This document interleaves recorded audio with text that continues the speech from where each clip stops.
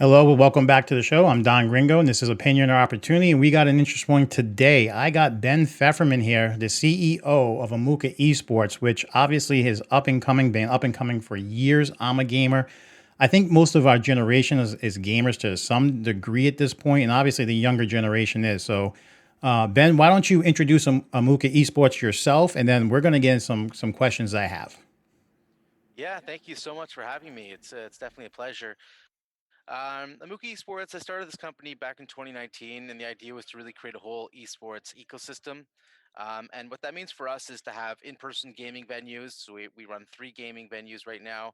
To have online leagues and tournaments, which we produce, sometimes 200 a year, let's say. And then also to have a competitive team, which competes in different games at different levels. So it's all part of really creating that whole ecosystem, which we've done in Canada, and now we're looking to really expand now into the US. Well, that was quite interesting because when I reached out to you, you're actually located in Florida. So how does a Floridian cross borders and then run a company in Canada? How does that work? Yeah, so I'm one of the many Canadians or Northerners that have left their hometowns during COVID for a better life. So I've only been here for 3 months. I came last year to do a pilot trip, and I love Florida. I was really growing tired of the political situation in Canada, the COVID situation, the weather, all that, and And you I came. came to America for something better? I don't think it was better at that at this point in Yeah. time. Well, I came the wrong way. Had I come from the southern border, I would have had $450,000 in my hand to, you know, Well, as a veteran, I have to say, and I don't want to go down this road, but that's yeah, obviously sorry. something I don't agree with when a fallen soldier's family gets 400 and they're getting 450. That's a little bit much for me, but that's a whole nother topic and we'll get there. So I was doing some research and we were talking just before the show started here. You've had a pretty busy past couple of years at Amuka. I mean, I found three acquisitions, but you're saying more like four or five. So what is going on with the acquisitions, especially during a COVID period? I mean, are you guys like we're just expanding because we want the market share and we're going to dominate that way? Or, I mean, what was the strategy? Five acquisitions is a lot in 2 years. Yeah, that's kind of been the strategy from the get-go is to really grow through acquisition in esports. A lot of these verticals are hard to start. They're communities, and it takes quite a long time to really earn that trust. So it was really a lot faster to sort of find the key stakeholders and leaders in different verticals and just move on to, seek out an acquisition. So we pulled off. We're up to five now over the past, let's say, 2.5 years. And the other thing that I really like about that strategy is our team is made up of entrepreneurs, and everyone, because these acquisitions were done with stock, everyone's an owner in the company, and everyone has that entrepreneurial spirit, which really gives, I think, our team a different culture and different fabric. I know, but 2.5 years, five companies, that's amazing. Not many people could integrate five companies and survive in a short period of time without having, some type of interior employee culture conflict or you name it, especially now with you being across borders. That's just amazing. I was also one thing I had noticed, and I found it in an article today, believe it or not, something about you guys partnering up with an energy drink company. Yeah, yeah, exactly. So, energy drinks are some of the biggest sponsors in the esports industry. I always joke, Red Bull is a esports team with an energy drink attached to it.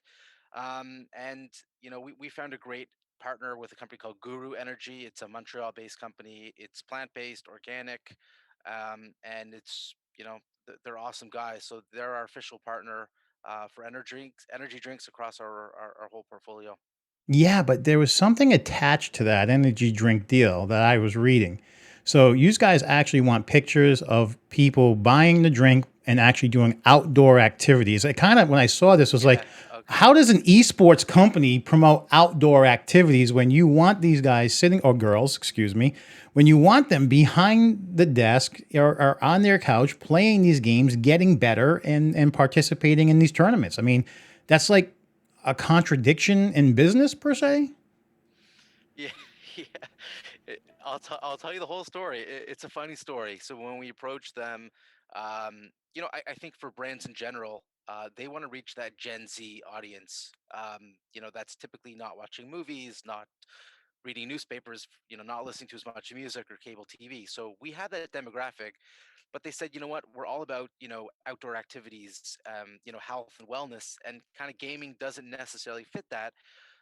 So why don't we try to encourage gamers to get outside, do outdoor activities, and we had a contest that if you did anything outside, snowboarding, longboarding, whatever you want, soccer, you take a video, you hashtag Guru Good Energy, and they gave away this amazing longboard as a prize. So I think that was a really out of the box innovation to really promote the drink in a sort of non gaming capacity. I was gonna say, like, as a guy who owns two small businesses, I was like, well, that's just not the usual business model. But hey, as long as it worked for you and it works for the energy drink company, I guess it's a win-win, right? So Yeah, no, when I definitely reached win out to win. you, there was a lot going on, and there is a lot going on because I think the pandemic has probably changed the climate and environment for gaming. I want to say over the past year or so. I mean, how's it changed for esports? Yeah, I think pre-pandemic, the esports industry was seen as nerdy, misunderstood, very fringe. And then all of a sudden, when traditional sports goes on hiatus, everything changes. All of a sudden, the NBA does their 2K players tournament, and when Kevin Durant is playing NBA 2K and streaming, gaming is cool. And when Richard Sherman is got an incredible KD kill to death ratio, in Warzone, people are like, that's amazing and that's cool. And so I really think pro athletes changed the game, literally and figuratively. And that was a big turning point for esports during the pandemic. So what was obviously the pandemic has changed a lot of business models, and obviously I'm a busy guy, you're a busy guy. I don't tend to watch a lot of TV, and the TV I do watch is basically I want to see a movie, and or maybe I might want to watch the news for 15 minutes and get the highlights, right? But I mean, with this younger generation, including my generation, I'm a gamer. I mean, I'll be honest. My friend owns a computer store. I was one of the very lucky ones early on to get a 3080 Ti. Built a whole new rig, and yes, it cost me an arm and a leg, but I'm Yeah. What enjoying the what hell. games what games do you play, by the way? I'm in the war zone. I'm into MMORPGs. I'm into a wide variety. I mean, sometimes I even go back, like 10 plus years. Like I went back and started playing Thief again, of all things. I mean, just to Hmm. change it up. And I think that's part of the problem, though, with the pandemic is we've had a shortage of new games, right? I mean, we're not seeing a lot of new games come out like we used to because people are working from home. And there's a lot of security issues when you're working from home and IP, whatnot have you, and concerns. And I get it, you know. But I haven't really seen any games on the horizon that I'm looking forward to like hugely this year. And I think Battlefield's okay. I mean, it's going to come out. I want to play it, but I'm not sitting there going like, oh my god, like I used to, right? Same thing about Warzone. Probably one of the best first-person shooters out there, the way it goes. But if this anti-cheat works like it says and it holds up, hey, great. But it's a lot of these things are getting played out, or they're getting. I think the IP is being just brushed off and thrown into something else. And I think there's needs to be something new to come out. And for you guys, though, I mean, what kind of tournaments are you guys holding? Because the game genres run extreme. Yeah, the nice thing about being in the tournament business is I don't really care what game is popular. We run whatever people want. So, we have the data. When people come into our center, they log in and they play. And so we collect the data on what people are playing. And so we just run tournaments and what's hot. So, you know, 2 years ago it was great. We did lots of Overwatch events. Now people don't want it. So we move on to something else. It's pretty much Valorant, Rocket League, League of Legends, Fortnite. So I think that's the advantage is we do whatever people want. Fortnite really came back that strong. Um, it never really died. I think there's always a market for it in the battle royale genre, and yeah, we're still seeing it as probably number 4 or 5 most popular games that people are playing at our place. Yeah, I knew when I walked away, I was done. It was just I needed something different. It had me for years, but at that point, I'm just I'm not going to invest 10 years of my life in something that's going down and not really seeing that uptick. So, but that's just me. I've been a gamer since I was a kid. I remember playing on the first Atari my father handed to me. I played on the original Nintendo. It was the first came out. I mean, I've had pretty much every console you can think of. As a matter of fact, I didn't get into PC gaming until about a year ago, year and a half ago. Oh wow, Yeah. Yeah, and I'm already on my second PC because I love the hell out of it. So yeah, it's been a different ride for me. When they were coming out with these new consoles, I'm like, nah, they're not going to live up to the expectation in my mind. So I might as well have the money, just buy the PC and be done with it and take that step up. But so when we talk about esports today, and we have all these different divides going on as far as pandemic causing, what is the average age today versus what it was before on an esports player? Yeah, it's and you kind of referenced that a little bit in Fortnite. It's really game specific. So Fortnite's for younger people. Like I play Fortnite actually, but like I'm old. I'm 38. I'm not really the player base. I got you So beat. I got you beat. Look at the Grays. I got you beat. yeah. But you left Fortnite. I'm still the old guy hanging around. You know. Um, so yeah, some games are younger, and that's probably your Rocket Leagues and your Fortnites, and some games skew older. Like for sure, Counter Strike is just an older game. Street Fighter and fighting games, the same thing. In general, the age demographic I do think is going younger as new people come into the market. The average age for a viewer of the PGA is in their 60s. In the NFL, it's in their mid 40s. So traditional sports is getting older. I think esports is really the only sort of you know entertainment genre or sector that has a significantly younger fan base. Okay, so let's jump into something that recently happened and how it's affecting the mindset, and then going forward. So recently, Twitch had those Twitch leaks, which was phenomenally, I guess, accurate. We'll say. But I think there's a misconception because I'm not sure myself. I'm not into streaming gaming. I could if I wanted to. I'm just not that guy. I prefer having conversations and talking to people. But the thing with I'm looking at though is it causing an influx or say an unrealistic expectation of what you can do with gaming, because it's like anything else, like professional sports. I mean, not everyone's going to succeed at those levels. Yeah, it's probably um, it's a good analogy. Like if someone says I want to be a professional basketball player, like it's like 0.01%, right? Of the player base can make it to the pro levels. Also, I think the big difference is if you want to be a pro basketball player, your options are like as a career, you're either gonna have to play in the NBA or maybe you could play in Europe, and still make a decent living. That's it. In esports, it's different. You could play professionally, but you now have this other whole category of income called streaming, which doesn't really exist in the traditional sports world. And it also gives you a way, sort of a career path after. So for traditional sports athletes, once they're done football, like they don't have huge career prospects. Again, I'm generalizing, but like No, of course, and I totally understand it's that. it's very hard to replace that level of income post playing. In esports, a lot of them can retire from competitive play and make more money streaming. So just a different dynamic, but to your point, it's an unrealistic expectation to think that you could be in the top, 1% of streamers. Yeah, no, I was looking at it. I watch all these streamers because again, I'm into gaming and I will watch them even when I'm doing work. 'Cause like I said, I own two small businesses. But when I'm watching them, I'm sitting there going, I'm watching these streamers. Well, we're going to participate in this tournament. I'm going, you're already doing well. Why would you? I mean, because not all of the streamers are going to win these tournaments. It's not how it works. Yeah. So I was just looking at it, going, man, this is like a really broad spectrum thing when it comes to gaming, when it comes to the business model of gaming. So you're saying the best. Now that's the whole thing too. So getting into gaming and say esports, I mean, creating a team and getting on a team. I mean, really, what's the process in that for people who are interested in actually participating? Because I mean, it's not just like everything's sign up and you're in, right? I mean, there are actual leagues with teams. Yeah, exactly. Depends where you are, age-wise, skill-wise. There's lots of high school leagues. There's tons of collegiate teams, so you could play for your university's Overwatch team or League of Legends team. So typically, the high school and college students will try to form collegiate teams, um, and then beyond that, each game has their own ecosystem.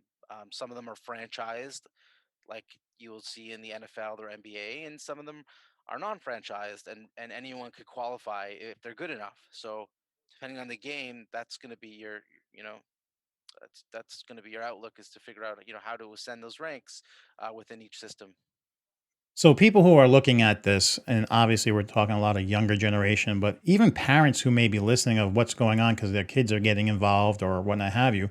I mean, I don't think the older generation. I still play, so I understand, but for the most part. But what is the average? Because when I was a kid, you were playing an instrument, you had to practice, right? So what is the average participation time in increasing your skills for the average player? I mean, when it was playing an instrument, you could play about an hour or two, maybe more, depending on your skill set. But I mean, gaming's totally different, especially when you're talking about not playing a UI, you're playing another player.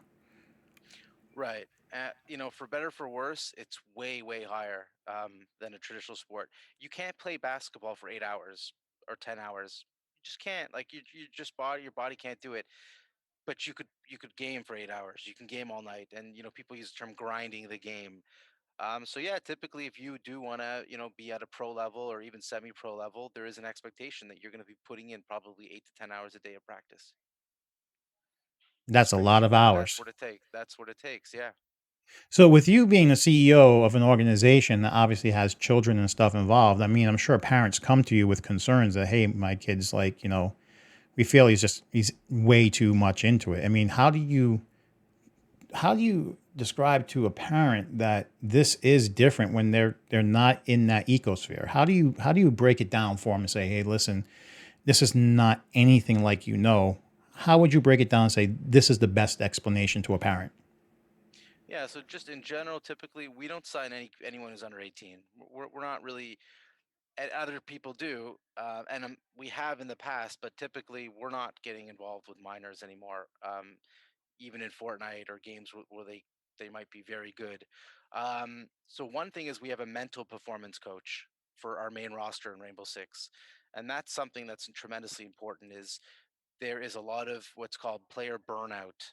People just get totally mentally drained, and they lose their passion for gaming. So we have a mental performance coach that talks to them, that works with the players, and making sure they have that work life balance. How We've often do also they? How often do they? Sorry to interrupt you, but how Yeah, often do they get that coaching? yeah, we usually, let's say it's on an as needed basis. For example, the team started the season 0-2. And they were the favorite to win this whole division. So we brought in the performance coach. The playoffs are happening this Saturday. Same thing. We brought in the performance coach to chat with them how they're feeling, go through some exercises. So as needed, yeah, we bring it in because it works and it's important. And I'll I would have never thought yeah. about that. That's something I really didn't think about. I mean, usually, when you hear about something like that, it's for more, I would say, physically strenuous or dangerous stuff. I mean, I wasn't really thinking about player burnout being a serious issue like that. But again, that's why we're having the conversation with you. So, what do Yeah, you and what yeah. are you seeing Go ahead. coming down the road? I mean, actually, before we go down that further, so the coaching is one aspect, right? That I didn't think of that you guys provide because of the fact that it is a mentally stressful situation. What else do you provide that people may not be thinking of? What else are concerns or issues that we might not think about? Well, firstly, we for that team, this roster in particular, we also have an analyst. So we also do video work and go through plays and things like that.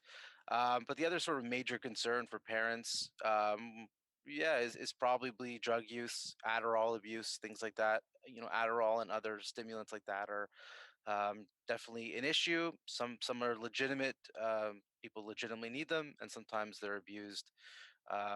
So I would say that's one thing to work at, and I think the industry is trying to figure out what to do in that case. I was going to ask you, Uh, how do you regulate yeah. something like that? I mean, I can understand hardware cheating, software cheating. You guys can find a way to regulate that, but how do you regulate that drug aspect or, say, performance enhancer aspect of this particular sport? Right now there isn't. There's no blood tests or urine tests after esports events. There aren't really banned drugs, so I don't know. It's I don't know. I don't know what the industry. I'm torn on the issue whether or not there should be drug testing and if certain substances should be banned or not. I don't know. What do you think? Me personally, I guess in this situation here, I would run kind of like obviously there should be some stuff that would be banned unless otherwise medically necessary. I mean, let's be honest. There are some things and some people, but the percentage of the population is typically small, right? I mean, we can't. Yeah. Now, as far as blood testing, I don't know about blood testing. It's really invasive. A piss test before a tournament, hey, I mean, come on. That's not that big of a deal, especially if there's money involved. I think if you're going to have a tournament, there's going to be money involved. You're playing against other players and you want to make it fair, fine. If someone's got to pop something, he can put it on a checklist prior and say, here's a copy of my prescription. Here's the bottle from the doctor. I don't think something like that is that invasive. Now, I'm a guy totally thinks everyone should have their freedoms, and I'm all for it. But if you choose to participate in something, then I'm not saying you're afforded an inconvenience, but you are afforded to prove your honesty and conduct of character, right? I mean, truly, because we're talking about, I guess, between me and you, when we're talking about this subject, because I understand hardware, I understand software. You guys are going to do your best to handle that. But when you're talking about the person itself, I mean, you still have to prove your character. I mean, I met you today. If I meet you in real life and we're sitting down together and we're about to go do something to make money and we're competing against each other, I mean, I'm sure we would want to be on an equal playing field. Yeah, that's what it comes down to is competitive integrity. How do you preserve that? I just don't think there's enough evidence to say that someone on Adderall has enough of a competitive edge to warrant banning the substance. I'm And gonna deny that right there, and let me explain why. yeah, I used to okay. live in Florida. I moved to Florida. My first job in Florida was a bouncer outside of a club, and it was a popular club. And I had a friend who became my friend, and he was a trust fund baby in the whole nine yards. And he played pool, and he would drink all night like a fish. I mean, shots, heavy stuff. I mean, he was not a beer person. I mean, we're talking glazed eyes. But when he was playing pool, he would always take his Adderall, and for some reason, it allowed him to focus as drunk as he was. I mean, it's absolutely a performance enhancer by far, and I can say that because I've seen it, and he openly admitted it to me. He was like, "Bro, I popped one of these. Yeah, 15 minutes later, I'm not as drunk as I was. I can sit there and win that money." I'm sitting there going, "Oh my god," you know. And he was abusing the hell out of it. He obviously stopped, and we got him some help. But I mean, he was fully openly admit, "I'm taking it because I can. I'm taking it because it helps." Yeah, and tons of pro athletes do. The challenge is if you ban it, it's a legal drug. Some people need it to function. Like some people have attention deficit disorders and different learning conditions that require them to have Adderall. So are you going to discriminate against people who legally need it? Or are you going to say only with a prescription? Then everyone's going to get a prescription. You Well, know, I mean, you here's the can't thing: win. if they're gonna get a doctor to bypass their code of ethics, then it's on the doctor. It's not on the league, right? If they produce a prescription, Yeah, hey, that's on the doctor, man. I mean, if something happens, it goes through the doctor because the doctor turned around and gave the guy knowing he didn't need it. That's one thing. I don't care, you know. But the thing here is, if we're talking about person who needs it, fine. My sister was ADHD. When I was a kid, I was hyperactive, and they wanted to give me Ritalin. And if you take Ritalin, you can't go into the military. And I came from a military family. I mean, I knew I was going. So my family knew that I was probably yeah, going because everyone followed suit for the most part. All males did. So thank God. So there are certain drugs that even the military won't allow you, and that you legally can get them from your doctor for right. such thing as ADHD, or back when I was a kid, hyperactive disorder. So Yeah, I don't know. I understand it's not an easy thing to do, but sometimes it's a balancing act on, is it better to ignore it or better to try something? And I think that's a personal thing. And I would not be, I would say, invasive. I don't think it needs to be invasive. I think, again, we're talking about a test of someone's character. We don't need to be prying into every aspect of their life, per se. mhm, But it's not with money involved in a sports competition with money involved. it's just it's someone's character that I think they should be at least open and willing to have minimal scrutiny. Yeah, and that's why I said from the onset, it's not clear cut, and I think people are trying to figure out what to do. What about cannabis? Some people think that could help, but it's legal. What about caffeine and energy drinks? That also some people say gives them an edge. Who knows? You know, Well, so if we're in Colorado and they want to sit there and smoke a joint and do whatever before a game or while they're in the game, I mean, it's legal in Colorado. What are you going to do, right? No, in Florida, it's not. So I guess if you're in no, that makes Florida, sense. you don't Yeah. get to do that. So I guess, I mean, you want to be flexible and go by guidelines. Let's go by state law. Where's the competition being held, right? I mean, seriously. Yeah, so yeah, it opens up a whole can of worms. I don't know what they're gonna do. It's a really tough call. Yeah, but you still haven't told me what you would do, and you're the CEO of your organization. What would you like to see done? You kind of bypassed that and you went on to me, and I appreciate you giving me a chance to say my piece. But Ben, as the CEO of an organization, what do you think, in your opinion, is going too far and is doing nothing right? So I'm not going to ask you to pinpoint what you do, what's too Sure. far, Yeah. and is doing nothing okay. If I was if I was a league commissioner in these pro leagues, so let me put myself in the real shoes because I'm a team owner. I can give you that perspective too.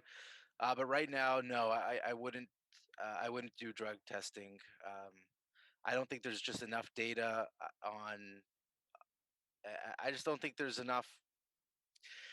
Oh man, it's tough.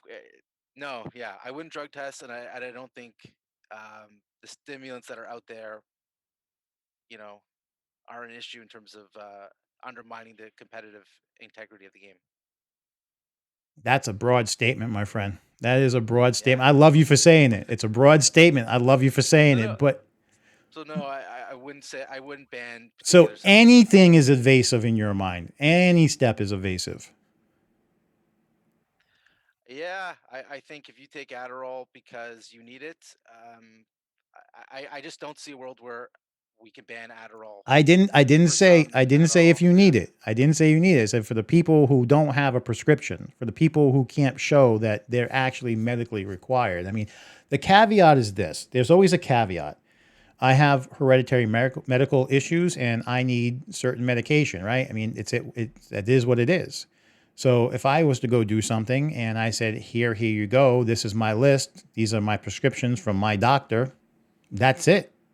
That's it. I mean, there's nothing anyone should be able to do about a legal prescription. Totally get it. And I know what you're saying. People will abuse the hell out of it. And I absolutely agree with you. But that's why I said that goes on the medical doctor's integrity. And that's his license, Hmm. right?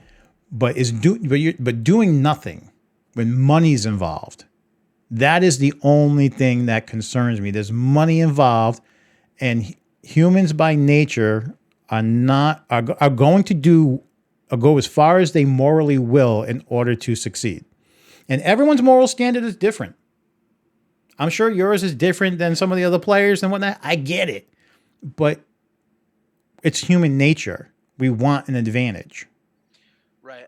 I guess my point is the if you take steroids, your competitive advantage in weightlifting is significant over someone who takes steroids. I just don't see that the current drugs that may be abused give enough of an edge that it's warranted to have drug testing and banning. That's the thing. When you look at Barry Bonds, look at what the hormones did. Like he smashed records left, right, and center for home runs. He clearly had a competitive advantage. I just don't see enough. I just don't think that the drugs that are being abused are maybe a little bit of an edge, but not enough that we're going to go and start to decide which ones we're going to ban and which ones we're not going to ban. Fair statement. That's all. No, no, fair statement, Yeah, Ben. Fair statement. You put it out there. I'm glad you at least defined it a little bit yeah, better for me. And listen, that is your stance, and I totally get it. Mine, like I said, is just money. The money's the main issue for me, and that's why I think people are by nature willing to do more than what they won't if there's no money involved. They're willing to go that little extra. So again, for me, it was a test of But character. And but I'm a no, wait. But ask me as a team owner though, I have a different stance. As a team owner, no, I wouldn't stand for it. I wouldn't. No, so how the so you're fighting with yourself every day? Is that what you're telling me? You wake up because team owner side, player side, and we're gonna hash it out. I'm not running any pro leagues. Like I'm not the commissioner of the NFL. I'm just saying as a team owner, I care about the health of my players. I don't want them on doing drugs that are harmful to them. So that's out of concern for their health, not because I think they're getting an edge one way or another. But I want they need to be healthy. We can't have players that are not physically healthy, not mentally healthy. So I would have a red line in terms of drug use for players on my own team. But I'm saying on a league level, I don't know. I don't think I would. So what does the near future? We're going to talk near future now. What does the near future hold for Amuka Esports? Where are we going? Because you've had quite the past couple of years, like we talked about, 2 3 years. I mean, what's up and coming? I mean, that people may not know about. That I mean, this is a possibility. I'm not saying we're holding it to you. This is a possibility. What are we looking at? What's the game plan for say the next 3 years? Yeah, sure. We want to be the Starbucks for gaming venues.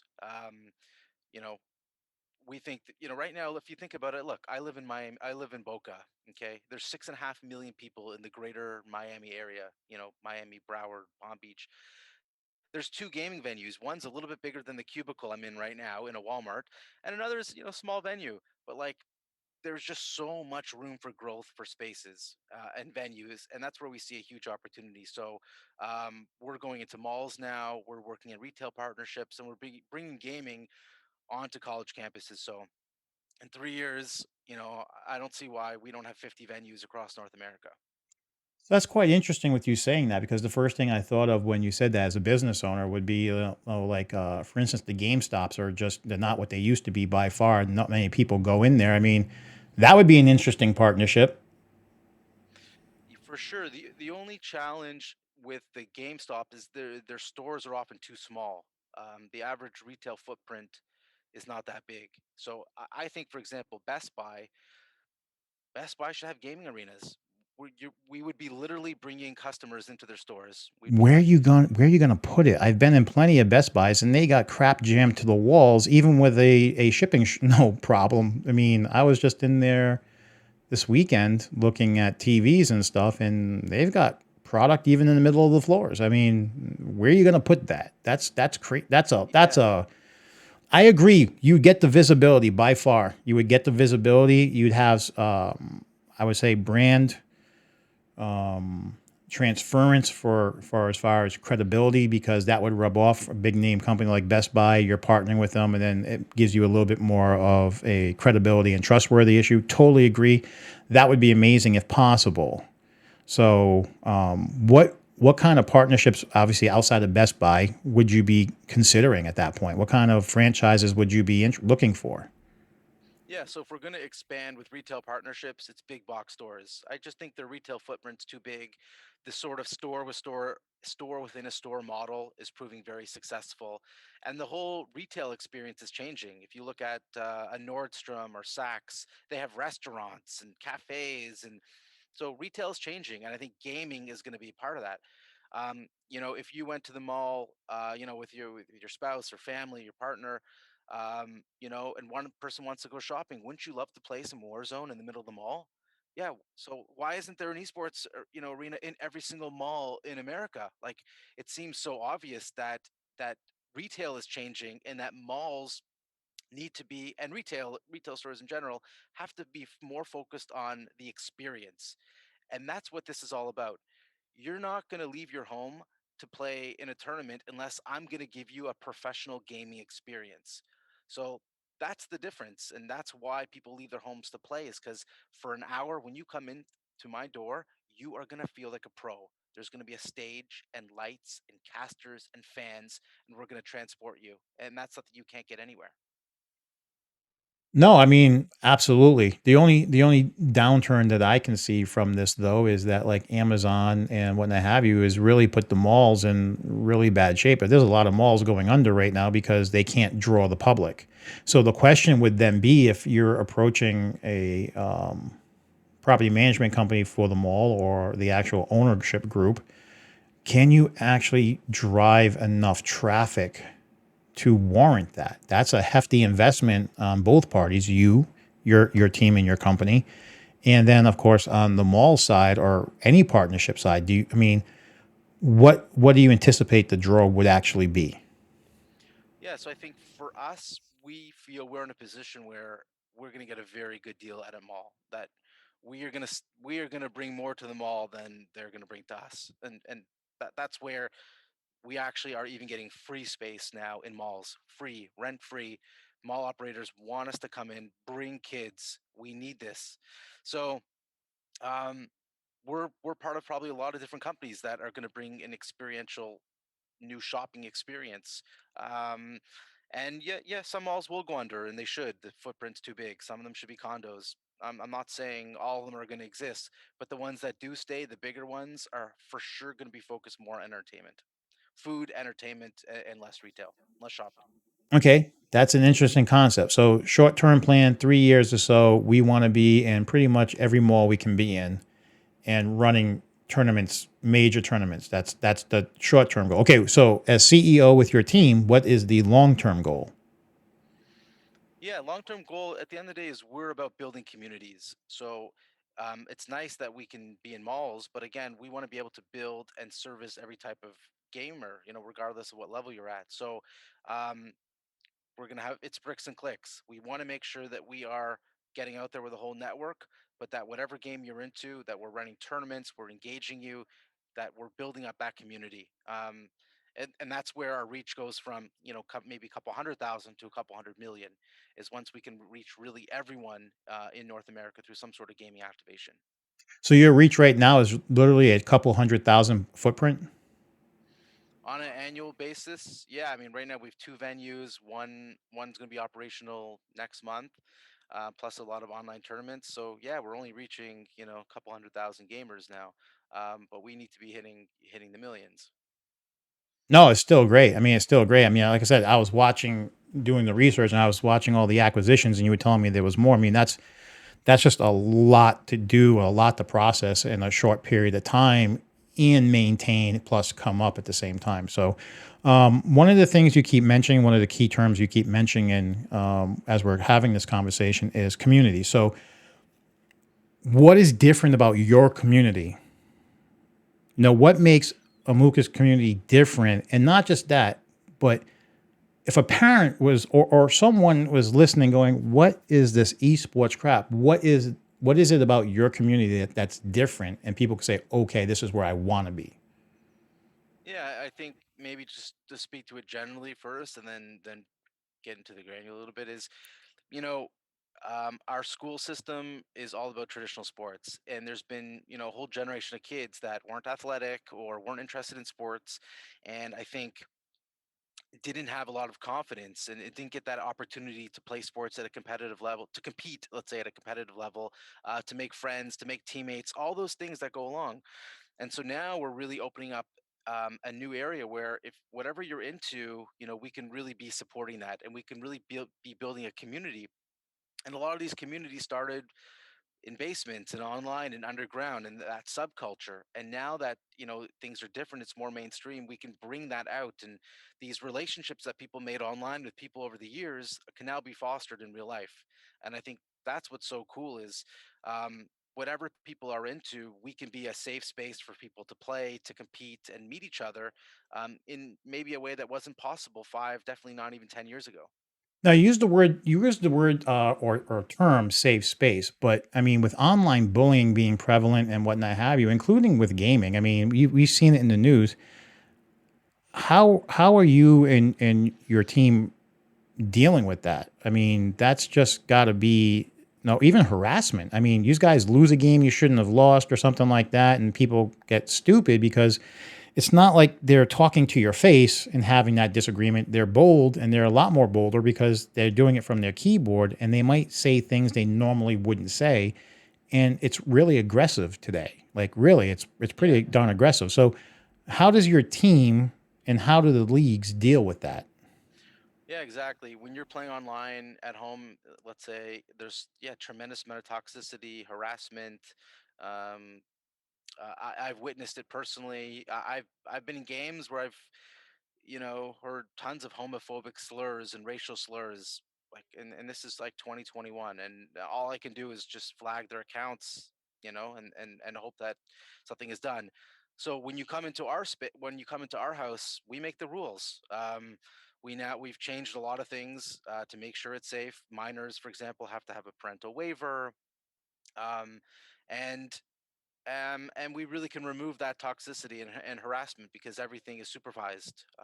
All of our matches are streamed, and there's really none of that, and it's not accepted. And when it does come out, then people are immediately flagged and banned from the community. So, and we have banned, I don't want to say a lot, but at least 10 people we've permanently removed from our community because they weren't promoting safe space. So again, online at home, I can't do anything, but at the very least, I know that I could reassure people when they come into my house, into our arenas, that they're getting a safe gaming experience.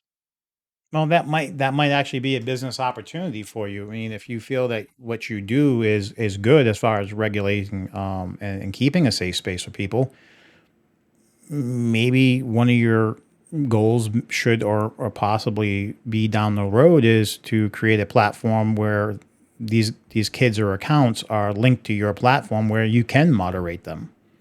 I mean, everyone today is paying a membership fee for something, whether they're on a console, they want to get their games digitally, blah, blah, blah. I get it. Everyone's into it. But wouldn't that be a great service offered to a parent? Hey, listen, your kid's playing Modern Warfare. Those guys get pretty darn mouthy and what have you, and it's not going to be the safest place for them. Why don't we link their accounts to our platform, and we can moderate it a lot better and not subjugate these children to that kind of verbal abuse or exposing them to things they shouldn't be exposed to begin with, right? I mean, that would be Yeah. amazing if someone could actually pull that off. Yeah, no, you're 100% right, and you're definitely on the right track there. I don't think it's necessarily. I don't think I'm in a position to do that, in terms of the technology that I would need. But we're seeing now both from game publishers, game developers, and also third parties, things like AI that's able to analyze different words and flag them for abuse. I actually had a chat with someone from a cool company where they'll analyze different combinations of words, and then when there's it flags something for toxicity, it'll send an immediate report to the game publisher to review and to take action. So, but again, um, it's always a fine balance. If we're in a game and I say what an effing great shot that was, well, that's a very different context than calling someone a Effing idiot. effing exactly. So we still have to, it's not a perfect system, and I think hopefully artificial intelligence will be able to distinguish by how people say the words, the context in which that behavior is being Well, demonstrated. the one thing people tend to forget too when we're talking about words is also inflection. Exactly. Never mind context. Inflection could be mean a whole different thing just by the inflection of the comment. It can be taken either way. So I understand AI is going to become a long way before we can get there. But you brought up the technology. I mean, you're in that realm more than I am. I'm not saying you're an expert, and we're going to put that out there. You're not the expert on technology per se. But you said, I don't have the technology to do something like that. What do you think it would require for technology to get there? So there's certain easy fixes. For example, if I'm playing Fortnite, there should be some more options in terms of matchmaking. So I'm 38. I shouldn't be in a match with someone who's 12. I shouldn't. I should be playing with people that are closer to my age, for example. I think women should have the option to play with other women, in terms of matchmaking abilities. So right now, matchmaking, if you play Warzone, it's really just going to group you based on your level, your skill level. It's not really taking it, and your region, sorry. It's not really going to take into account other factors. As soon as it can do that, to say, hey, let's pair up all the people who are closer in age, or things like that, that would reduce the chances of harassment or toxicity in gaming. But wasn't that supposed to be like KD ratios and stuff like that? Were all it's supposed to be is to put people closer to people that they're actually skilled with. I mean, skill based Yeah, matchmaking is supposed to be there for a reason. So if that system is failing us, is really opting in a gender. I mean, I understand the age part. That one I totally get, but a gender thing, really? I mean, do we need to get there to a point where it's gender? And I mean, if someone's skill is not there, I mean, they shouldn't be. I understand we watch a lot of streamers. I'm not saying you. I watch a lot of streamers, and they kind of complain. Well, I'm in a lobby that's like, no, I walk in, I get hit, and well, yeah, well, you're at that level. You're good. You're rocking a 2.5, a 3+ KD in Warzone. I mean, you're not the normal player who's rocking a 1 to maybe 1.5. You're Yeah. better. What do you expect? Well, they want to play against some people that aren't, and it's like, well, I understand that you want some easy stuff thrown in there. That's great, but that's where the fodder comes in. These people are not going to enjoy the game, and I understand why skill based matchmaking is there for that, but I just don't know if I go with the gender part. The gender part is I don't think that does anyone a service. Yeah, and with everything, I definitely see it both ways. If you want to be inclusive, then separating genders doesn't do that. But I definitely think there's a lot of women who would, especially on a team-based game like a Valorant or Counter Strike, yeah, would feel more comfortable and safer playing with other women, versus a lot of the toxicity has to do with sexual harassment and abuse, and I No, listen, as I men totally using understand women. that. I totally get Yeah, that, but I guess it depends on the tournament or the competition you're in. I mean, if this is a team based thing and it's not of random selection, then hey, you get your team, and if you want all females, hey, great, go for it. That's your choice, right? Because you choose to enter it, you choose to participate in it. But if it's like, hey, we're going to throw a bunch of random people together, it's like anyone's got the roll of the dice there. That's just straight up chance. I mean, right. But if a woman wants to meet other women, how do you do that? How do you meet new people in a space? That would be one way. And I'm not saying it's mandatory. I'm just saying it could be an option to pick. Hey, would you like to play on an all women's roster, or would you like to have more age based matchmaking?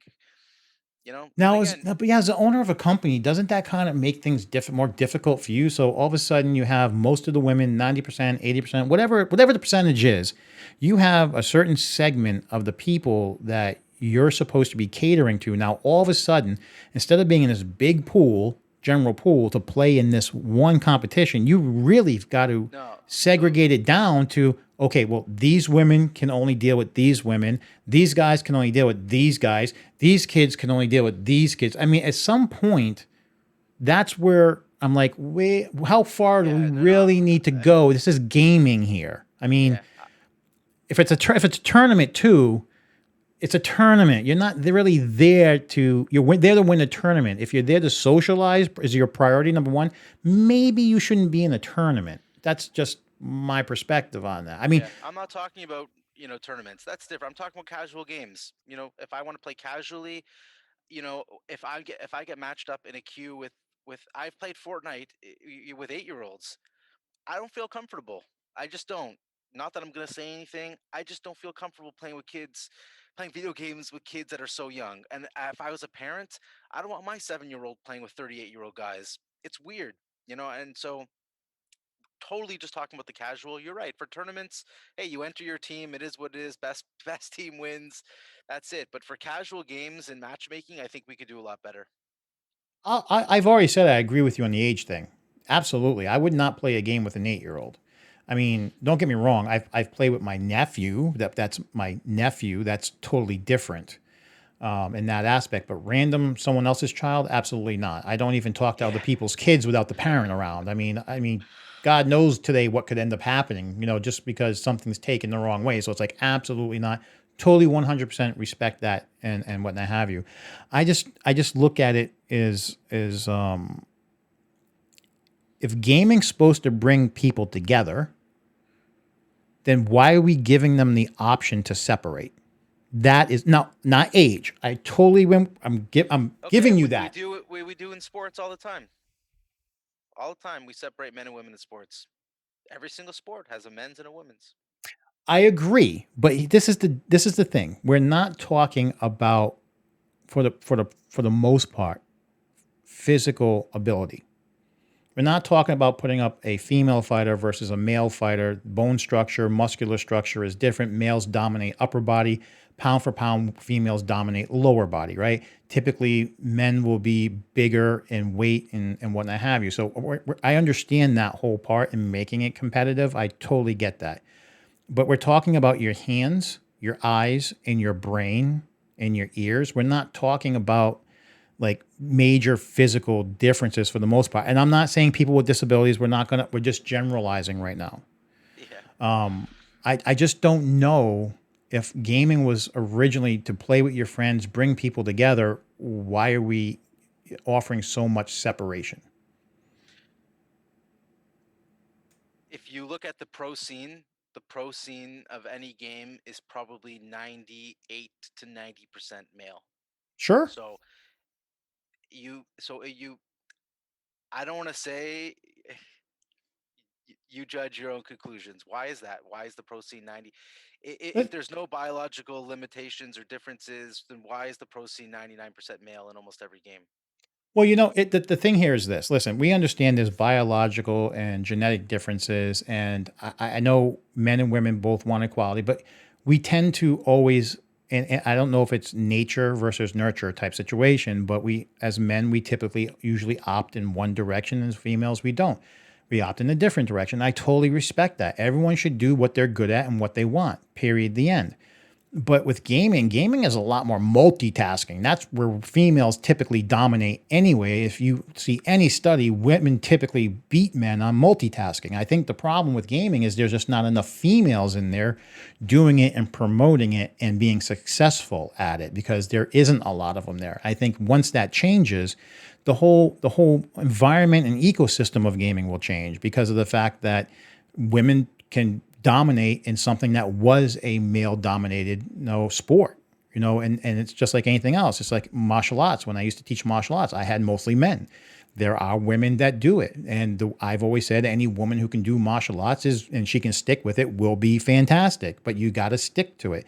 It's just differences, and once they overcome their fears and they go on, they're typically good and better than the general public at it.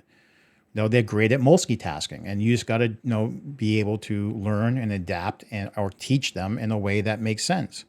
And I just think that that's a segment of the market that's being missed. And I totally agree with the sexual harassment part of it. Women and men sometimes think they're funny, or men do it to run them off, whatever have you. And I understand there needs to be some type of regulation in place for that 100%. But Yeah. I think as men, if we want esports to grow, you need to have that female population. And let's face it, let's be realistic. Females are outpace men in demographics across the board. There's just more females in the world than there is men. So it's a whole hugely missed demographic in the world when it comes to esports and gaming in general. And Yeah. I just think it's piss poor marketing, and I think it's piss poor experiences. I think we have the same objective is to get more women to the pro scene, but I do think the way you get there is by separating the leagues a little bit. Again, same with women who make the highest ranks of traditional sports. They're still playing in women. They're not all of them, but a lot of them are still playing at the highest level of women's leagues, and then can make the jump. You know, Gaming is 50-50 in terms of men and women, yet 99% of pros are male. So it could be that men have. I'm going to ask the question: do men have faster response times? Do men have certain skills that they do better in certain games than women? It's possible, and there's some studies that say that. I'm not going to. I'm not gonna jump and say that men are better at video games than women and make a blanket statement. But if I'm just looking at the pro scene, yeah, we have to do a lot more I'm to not get going to women go with the that response time because sometimes I'll say something stupid and I'll be sitting next to my wife who's standing there and she'll slap me before I can move. So I'm not even going to go with response time, my friend.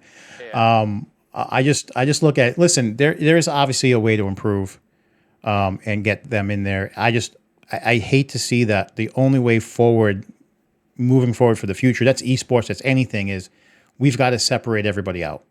yeah, And something that is not like we're throwing punches at each other, we're not hitting each other. This is something we're sitting down, we're using our brain pan, and we're competing. It's strategy. It's like you said, hand-eye coordination and reaction time. I mean, it's not it's not traditional sports, and I think that's the beauty of gaming and coming up like we did. Because I'm in my 40s, you're 38. I mean, coming up when we did, it was it was all about gaming with your friends or talking to your friends because it was a single person game. But hey, I'm doing this. What about this? Your friend comes over. You're both playing. It was always a community thing, Yeah. regardless of what generation, because you always wanted to play with your friend, if even if it was a single person player game, or they came and you had to split the screen, whatever it is.